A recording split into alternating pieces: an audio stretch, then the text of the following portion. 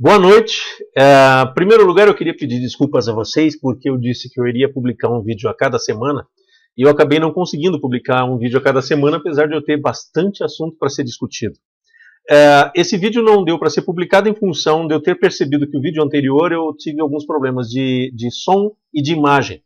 Então, em função disso, eu quis trocar o software, trocar alguns equipamentos para que eu pudesse gravar melhor e para que não tivesse a mesma qualidade que foi divulgada anteriormente.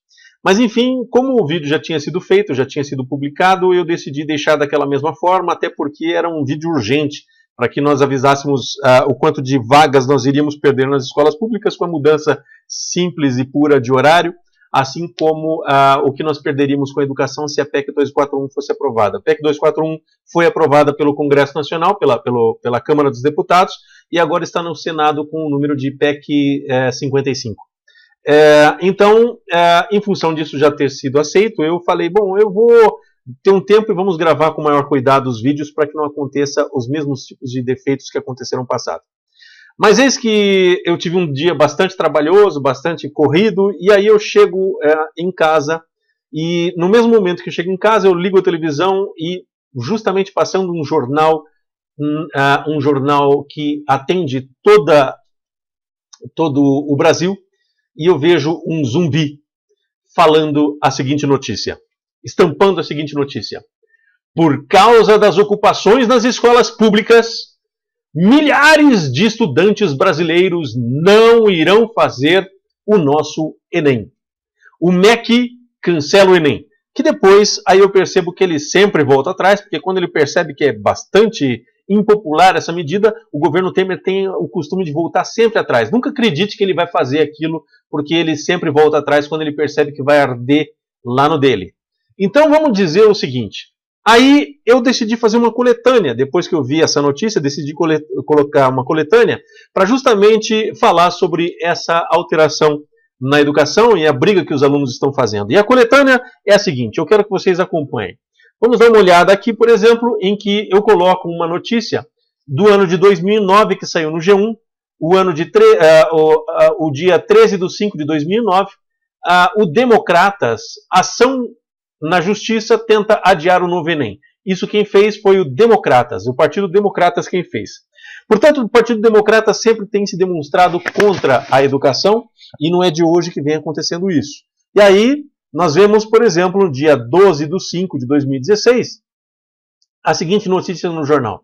Temer entrega Ministério da Educação ao DEM, partido que tentou, junto ao STF, acabar com FIES, ProUni e cotas nas universidades. Ou seja, esse partido, que tem se demonstrado sempre contra as ações progressistas que foram tomadas na área de educação, esse partido, mesmo partido que recebeu Alexandre Frota, e para falar sobre escola sem partido, esse mesmo partido que tem a coragem de receber uma pessoa desse nível, chega e é colocado como ministro da Educação. E olha o que acontece. A Karina Vitral, presidente da Uni, no dia 17/5 de 2016, ela alerta que DEM na educação ameaça programas como FIES e ProUni. Ela citou 2. Mas a gente sabe muito bem que acontecem com muitos outros programas. Aí, assim que o ministro assume, olha o que acontece. Nós temos a notícia que foi dada no dia 23/5 de 2016, que diz assim, governo Temer suspende novas vagas para Pronatec, ProUni e FIES. Gente, DEM na educação. Aquele partido que sempre se colocou contra a Enem, sempre se colocou contra a Pronatec, ProUni, FIES, contra todos os avanços na educação que nós tivemos dentro dos governos anteriores. Esse partido agora está no Ministério da Educação. E aí acontece a seguinte notícia. A seguinte notícia dizendo, Enem será cancelado em escolas ocupadas, diz o MEC. Bom, aí eu quando vejo um zumbi como esse, falando a notícia como essa, jogando brasileiros contra brasileiros, dizendo assim, olha seus trouxas, vocês têm que brigar com aquelas pessoas que estão brigando a favor dos direitos de vocês, porque eles são vagabundos, não sabem fazer redações, não sabem fazer absolutamente, só querem cheirar, só querem fumar maconha, são todos drogados, são todos vindos do PT. Gente, eu fiquei bastante preocupado e com muita raiva daquele jornal naquela hora. Que me perdoe dizer. Eu gostaria de não sentir raiva quando eu vejo o jornal, mas eu estou sentindo cada vez que eu vejo notícias que são dadas para a massa, para a grande massa. Esses jornais a nível nacional que acontecem nos horários nobres estão passando mentiras para vocês. Vamos dizer uma coisa que eu entendo, uma pessoa que vendo as características do ministro da Educação, eu entendo o que ele quis dizer para mim. O que eu posso entender assim? Bom, eu entendo que uma vez que o Enem não será realizado nas escolas públicas, eu entendo que o ministro da Educação não sabia que, além de escolas públicas no Brasil, nós temos universidades públicas, universidades privadas, nós temos escolas públicas e escolas privadas. Esse ministro não sabia que nós temos, além disso, clubes, que poderia ter colocado carteiras dentro dos clubes. Nós temos, além dos clubes, nós temos aí associações, nós temos anfiteatros, nós temos uma série de coisas que poderiam ter sido colocados os alunos para fazer o Enem. E esse ministro, que sempre se colocou contra a educação, que hoje é ministro da Educação, esse mesmo ministro quer que eu acredite que ele era o único brasileiro, ele e sua equipe do Ministério da Educação, que ele era o único brasileiro do nosso país que não sabia que as escolas estavam ocupadas. Ele não tinha noção que as escolas estavam ocupadas e que por isso não tinha tempo para programar, para se organizar, para planejar e colocar toda a estrutura para que usássemos outros tipos de escolas que não fossem as escolas públicas ocupadas para fazer o Enem. Ele quer dizer que ele não consegue prever nada daquilo que está óbvio. Ele quer dizer, e o jornal que passou em nível nacional, o jornal quer convencer você que o ministro é incompetente. O ministro é um incompetente, segundo esse jornal. Porque esse ministro não conseguiu prever isso. Não conseguiu prever toda essa situação. Esse mesmo ministro que é tão incompetente que não tem coragem para dizer que é contra a educação gratuita no país, e que por esse motivo não executará o Enem como uma forma de sabotar a educação, esse mesmo ministro tem a coragem de se passar por tão incompetente em rede nacional. Qual o interesse esse ministro teria para se passar por tamanha incompetência? Mais uma mentira, senhores. E eu fico revoltado com isso porque estão jogando brasileiros contra brasileiros. Eu fico revoltado com isso porque eu vejo os estudantes que estão brigando pelo seu direito, pelo nosso direito, dos nossos filhos, daqui 20 anos, poderem estudar em escolas públicas. Eles estão defendendo isso, os direitos dos filhos deles, que daqui 20 anos estarão nas escolas públicas. E aí tem pessoas que acreditam e que fazem movimentos como, por exemplo, o MBL, Movimento Brasil Livre. É um nome extremamente inadequado para um crime organizado. E aí a gente vê essas pessoas indo para os colégios, tentando espancar alunos, tentando ridicularizá-los dentro da internet, tentando fazer como se esses alunos fossem burros e não soubessem, fossem apenas cabrestos de um partido político.